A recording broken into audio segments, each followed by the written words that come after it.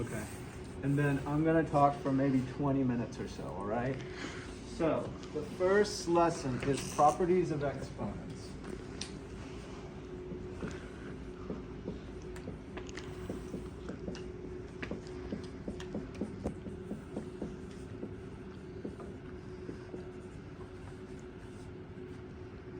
What is an exponent? Anybody know off the top of your head? What's an exponent? Do you remember this from years past? What's an exponent? What's an exponent? What's an exponent? Anyone? What's an exponent? So, how about if we start with this? What if you have a 3 and it's raised to the power 2? Does this look familiar that this means 3 raised to the power 2? Does this look familiar? Shake your head yes if it's like yes. You're like, yeah, I got it. Okay, so and if you remember what this is, it's 3 times 3. It takes this number here, which is called the base, B-A-S-E. It takes the base and multiplies it by itself, the number that's up here, which I will try to use the word power. However, your textbooks and your other teachers will often call this what? What's the other name for it?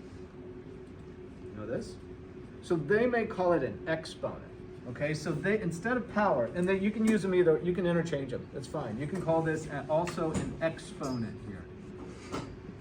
I don't use exponent as much because this whole thing here can also be called an exponent. You can refer to 3 to the power 2 in general as an exponent. Is this okay? You okay with using these words multiple ways? So then what happens in this lesson in algebra? We start to get a little bit more complicated. We start to use x's, and this is the dreaded x potentially, right? We say x raised to, let's use a power 3 here, right? This is the base, just like we had up here, base, base, and this becomes the power. What does it mean? It means to take the x times itself that many times. Since there's a power 3, you do it 3. If it was a 5, you would do it 5, x times x times x times x times x. Is this okay? Simple so far? Okay, and this whole thing you can call an exponent, or you can call that piece right there an exponent. You can use those words in different ways. Just refer to it, say 3 is the exponent, or x cubed is the exponent. Okay. There are rules to exponents. You've got the base and the power. When we multiply exponents, let's say multiply exponents.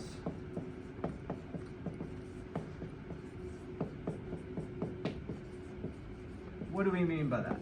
We mean that we're now going to take, let's use x cubed.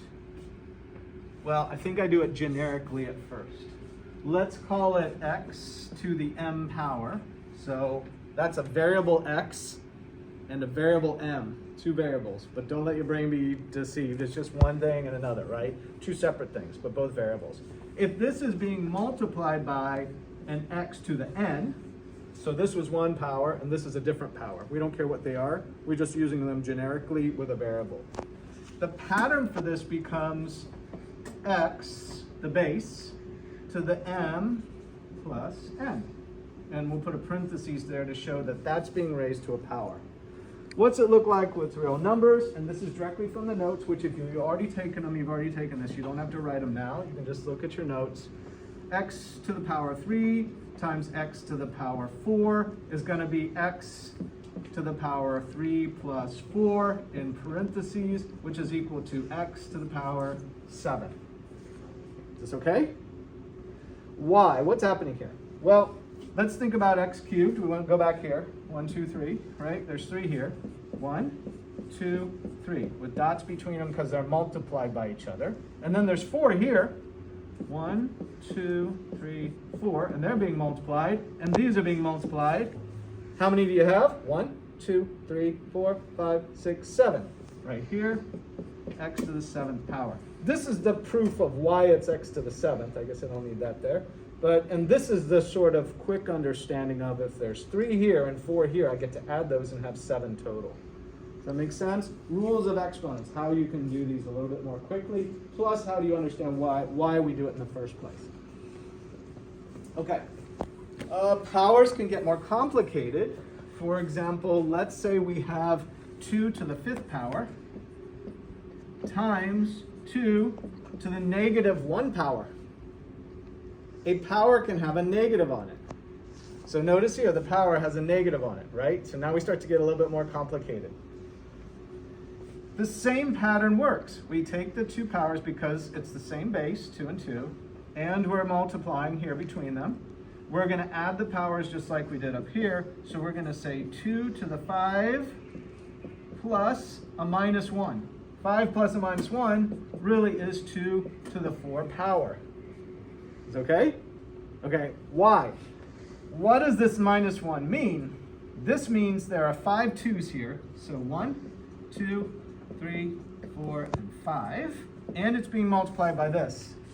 But what happens in a negative power is it pushes this down into the denominator position. So instead of 2 to the 1 power, this becomes 1 over 2 to the 1 power right there, to the 1 power.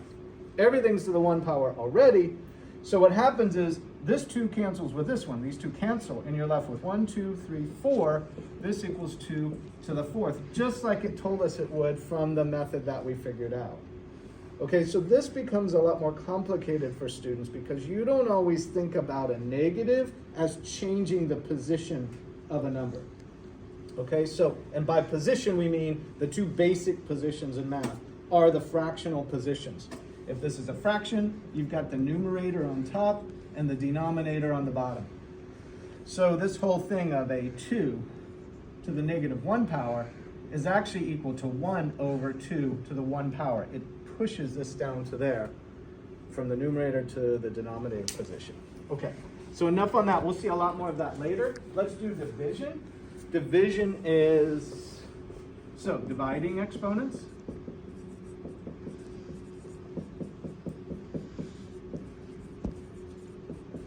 Let's start with the generic, x to the m and x to the n. X to the m is on the numerator position divided by x to the n. This comes out of format when we added them here. Turns out we're going to subtract them here, and we're going to say x to the m minus n in parentheses. We always have to say for an x not equal to 0. Why? Because we're not allowed to divide by 0 in the denominator position. Remember that basic rule of numbers? So we want to make sure and exclude that x is any 0 number there. It can be 1 or 2 or 3 or anything else, but not 0. It cannot be equal to 0. So a limitation on it because it's a fraction. Here's another way to write it. X to the 10 power divided by, remember the old divided by symbol, x to the 4th power. So we're going to have, now we're going to follow this pattern of m minus n, the power on the top minus the power on the bottom. This would have been the power on the top minus the power on the bottom equals x to the 10 minus 4. 10 minus 4 is 6, so x to the 6th power. And then again, we're going to say y. There's 10 x's. 1, 2, 3, 4, 5, 6, 7, 8, 9, 10. Dot, dot, dot, all times each other. That's here. We're dividing that by 4 of them. 1, 2, 3, 4. Right? And then remember that any number over itself, except for 0, becomes 1. So that's a 1 right there. X over x is 1. Gone. This x over x is 1. Gone. This x over x is 1. Gone. This is x over x. Because everything's times 1, right? So we don't show it anymore. So 1, 1, 1, 1 disappear. What's left? 1, 2, 3, 4, 5, 6. X to the 6th power. That proves why this works. The fact that you take the numbers on the top and subtract the numbers on the bottom of powers, they disappear. This kind of makes sense. It's getting a little bit more complicated, right? It gets complicated kind of quick here. All right, let's keep going with division. So now let's say x to the 4th, 5 to the 4th. 5 to the 4th power divided by 5 to the 7th power. Always up here, our power in the lead term was greater than the power in the denominator term. Now all of a sudden the numerator term has a power of 4, the denominator has a larger power of 7. Follow the same rule. Take m minus n. So say 5, that's the base on both. They have to be the same. They are in this case. 4 minus 7 What is 4 minus 7? A negative 3, right? 4 minus 7, negative 3. So the same base, 5 to the minus 3 power. That's what we get. What did we figure out about minus powers or negative powers? They push into the denominator position. So this could also be written equal to 1 over 5 to the positive 3 power, because this would push it down from numerator into denominator, and then you would switch from negative to positive. Okay, so keep going. This is in your notes, and there's practice problems on these. Let's do one more. Let's take y to the 2 power divided by y to the 2 power. Follow the pattern, m minus n. So y to the 2 minus 2. What is 2 minus 2? What do you get for 2 minus 2? Everybody say 0. Easy. Okay, repeat after me. 0. 0. Okay, thank you. Right? But this looks awfully strange, doesn't it? Y to the 0 power? So this is probably new for you. Of all the stuff you've done prior to this, that's probably new. And notice what it also equals. Anything to the 0 power equals 1. Why? Because didn't we have y squared over y squared? Isn't any number over itself other than 0 equal to 1? Right here, right? We had x over x, that's 1. We have y squared over y squared, that's 1. So isn't this 1? So something your brain has to tune into is y to the 0 power, or anything to the 0 power, is going to be equal to 1. This is going to be strange for you, and your brain's going to want to put 0 in there, because that 0 sitting right there, your brain's going to want to do one thing, but it's actually another. So that one's going to be sort of a special case of all this. Okay, let's see what else we got. Let's do multiplying. Let's do multiplying powers. Multiplying powers. And they give us this one here. They say x to the m to the n. X to the m to the n. So up here we added them when we were multiplying with the same base. Here we're raising a power to a power. So these actually get multiplied by each other. So in this case, it's x to the m times n. Like that in a parentheses, and we're going to multiply them. Here's an example. X to the 4th power raised to the 3rd power. X to the 4th power raised to the 3rd power equals x to the 4 times 3, or x to the 12th power. Why? Because if you had 4 of these, 1, 2, 3, 4. That's this one here, x to the 4th. And there's 3 of them.